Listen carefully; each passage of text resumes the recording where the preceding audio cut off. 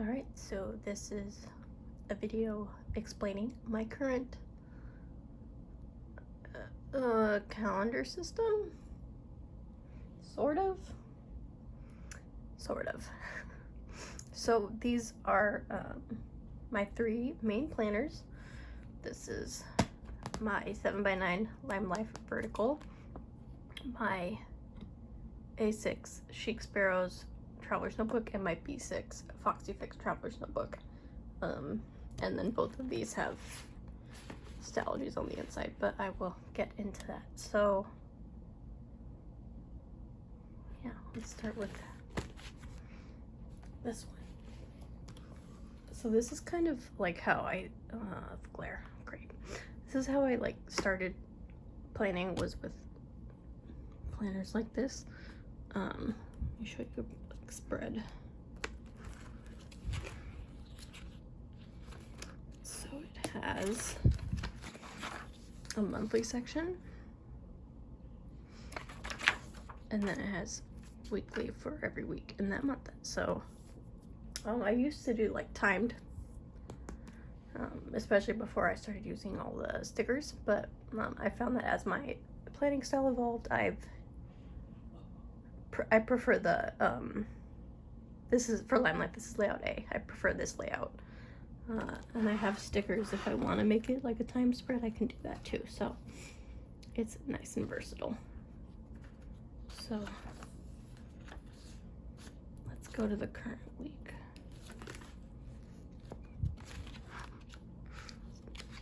Okay, so since I've gotten into planning, it's become a lot more. I've added stickers and stuff like that, but it took a long time for me to get into that.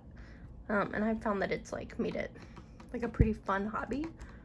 And I can link my planner YouTube channel with explanation of all that stuff if I ever put it back up and make it public again. But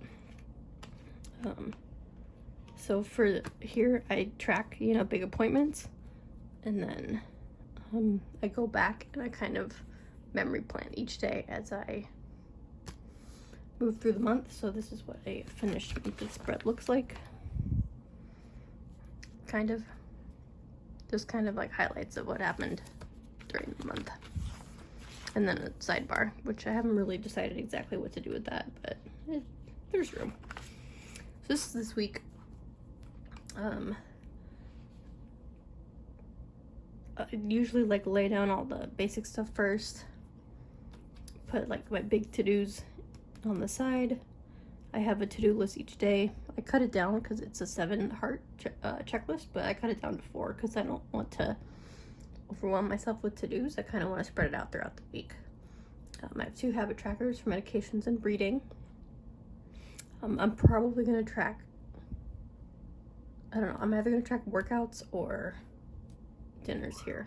It's generally what I do. So for instance, on Monday, so today, I had a box available in case I had an appointment of some kind and I ended up not. So Mondays are my now that we're doing remote teaching, but they're my prep to teach during the week. So I lesson plan, do slides, all that, and I'll show you that in my work planner too. The towels are currently in the dryer, so I have to go get those and fold them. Update grades. I usually do that on Mondays too, because I seem to get stuff coming in over the weekend.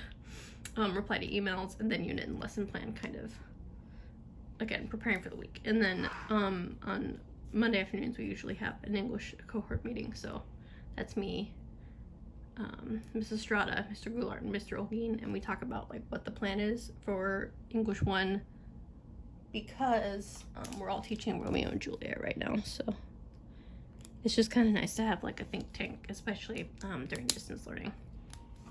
And then I have some space down here for whatever happens in the evening. So it's kind of a combination of appointments and to-dos and just general things that are happening. And I've found that this works for me as an overall view of the whole week. Again, the stickers are just a bonus and it makes it a hobby, so it's kind of kind of like scrapbooking because I can like look back on these and see what I was doing.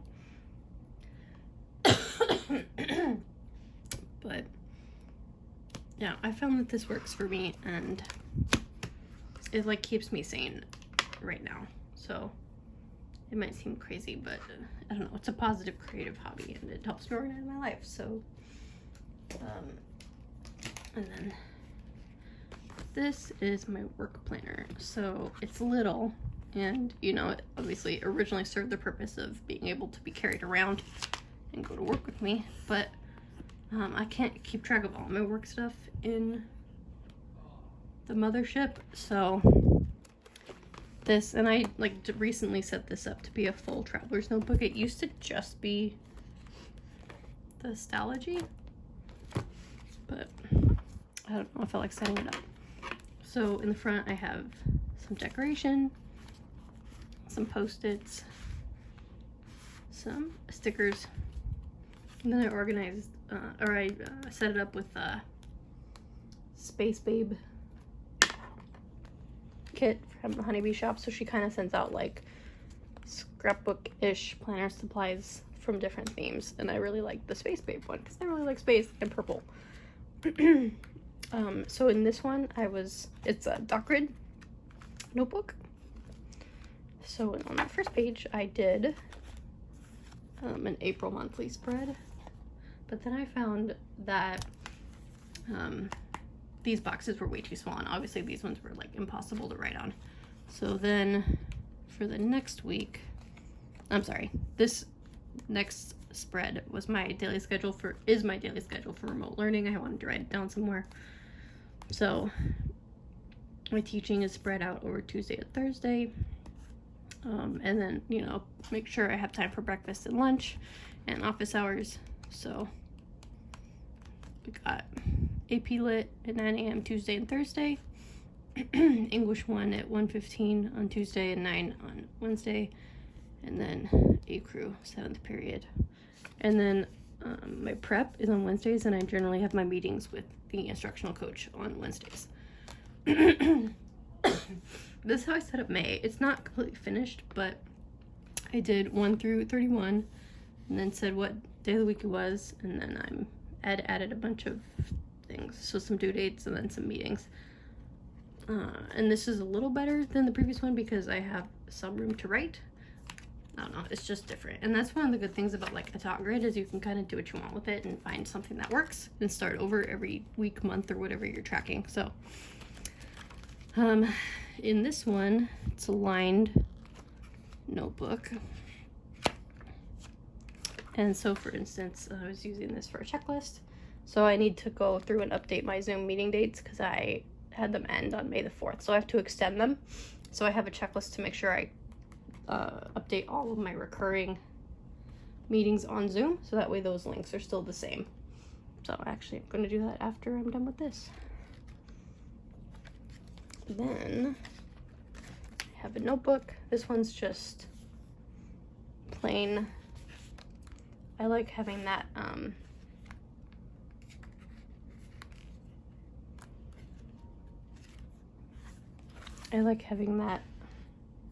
space because my writing's kind of big and I like to add stickers and images and stuff.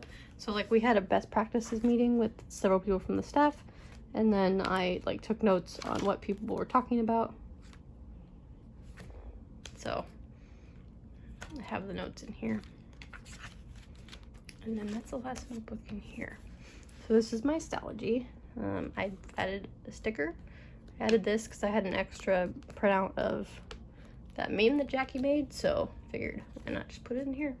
And my bookmark. So this is today. So let me show you what last week looked like. So I do it 1 day per page. This is clearly like much simpler of a setup than the other planner, because I kind of want work setup to be like relatively simple. So I have appointments on the left, to-dos on the right, and check off to-dos and stuff like that, because I can't fit all my work to-dos into the other planner. So this works nicely. So today I'm almost done with, with all my to-dos. So and I find like I have a lot more to-dos on Mondays and Fridays because I'm not teaching on Zoom on those days. But it's kind of like Monday prep for everything, Tuesday, Wednesday, Thursday teaching, and then Friday, generally I do grading on Fridays. But this Friday I'm actually not going to be working really because I have my infusion at Good Sam. So I'm gonna have to figure out how to do that, but I'll let you guys know that I can't, like I probably won't be able to do office hours this day because I'll probably be asleep getting my infusion. So I will make sure nobody schedules on that day. And then I have Saturday and Sunday because sometimes I do a little bit of work stuff on those days. I've been trying not to since we switched to remote learning, but sometimes, you know, stuff happens. And I want that space available. So that is my work planner. It's kind of like a checklist style, which is pretty great for my work brain because my work brain needs things to be relatively simple. And then this is my traveler's notebook. So like originally the point of this was like to have something to carry around when I'm leaving the house, but I haven't left the house in almost 2 months. So, but I'm still maintaining this because again, this is my hobby. I can't not, it's so pretty. Oh, my pen. Okay. So, I have some Post-its in the front. This one's notes, dot grid, because it's pretty great. And I really like the B6 size. Like, A6 works for work, but B6 is definitely my favorite size. Got a highlighter. This is my monthly section. So let's see if, do I have a blank monthly one? Not really, but obviously I need to fix this, but monthly, pretty simple. And I keep it pretty simple in here too. Oh, it's May. Because this is like jot down things.